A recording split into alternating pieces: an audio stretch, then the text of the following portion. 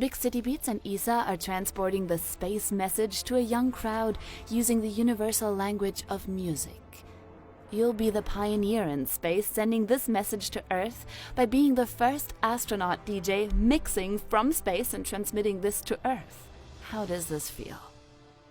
So it's an interesting question. How does it feel? Because it's really out of my comfort zone. I've done a lot of things in my life. I've been an athlete. I've been almost a musician because I'm a terrible musician. But I have performed playing the guitar, the bass guitar, the keyboard. I'm a pilot by background, a test pilot. I've been an astronaut for 10 years, but I've never ever been a DJ. However, exploration means putting yourself out of your comfort zone. And if this is a message that I can transmit, to put yourself out of what is your normal environment, then why not? Anybody can take that message and use it in their everyday life. If an astronaut can be a DJ, even though he's never done anything like that, then whoever is watching me today can think, hey, maybe that thing that I thought I could never do, maybe I can do it.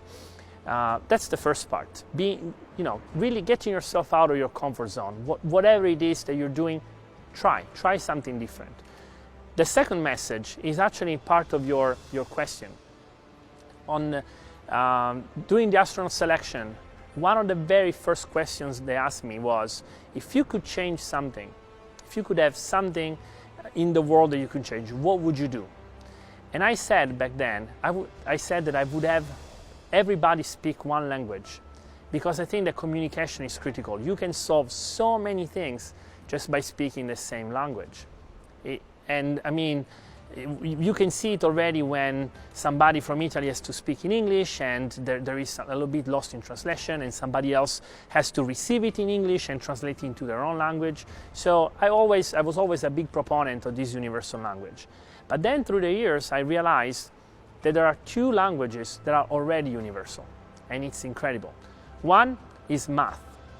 Everybody speaks the same mathematical language. All the mathematicians in the world can look at these figures and can understand what somebody from the other side of the world has written. It's almost like magic. But then there is another language that is universal, and you mentioned it, it's music.